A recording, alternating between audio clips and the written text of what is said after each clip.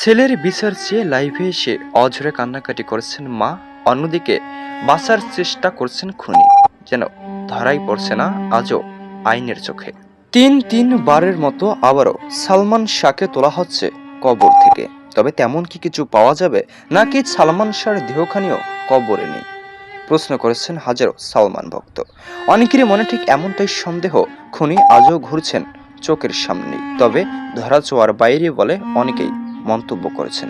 অনেকেই জানান খুনিকে না ধরার ফন্দি আঁকছে বারবার। কেনই বা খুনিকে বাঁচানোর জন্য বারবার এভাবে সালমান শাহ ও সালমান শাহর মাকে ঘোরানো হচ্ছে। গোটা দেশ একদিকে, খুনিরা একদিকে বসে যেন চুপটি মারি রয়েছেন দেশের মধ্যেই। তবে কেউই তাদেরকে সন্দেহ করছে না। যদিও সন্দেহ করছে, তবে টাকার কাছে হয়তোবা বিক্রি হয়ে যাচ্ছে, এমনটাই ধারণা নীলা চৌধুরী, অর্থাৎ সালমান শাহর মা ও সালমান ভক্তদের। ৩০ বছর আগে চিহ্নিত করা হয় কে সালমান খুনি, তবে কেনই বা দেশের মধ্যে এখনো রয়েছেন সালমান খুনিরা। ৩০ বছর শেষ হয়ে গেল, এমনকি তিনবারের মতো সালমান শাহকে কবর থেকেও তোলা হলো, তবে খুনিকে এখনো কেউই দেখতে পেল না, এমনকি ধরতেও পেল না। ৩০ বছর আগে যাদের নাম প্রকাশ করা হয়েছিল, এমনকি নীলা চৌধুরী যাদের নামে কেস দায়ের করেছিলেন, তারা আজও দেশের মধ্যে রয়েছেন।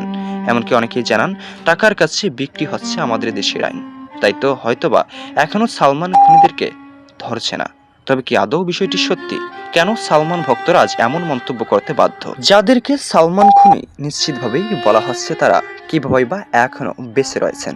প্রশ্ন করেছেন সালমান ভক্তরা, তবে উত্তর কেউই দিচ্ছে না। সালমান খুনের কি আদৌ বিচার হবে?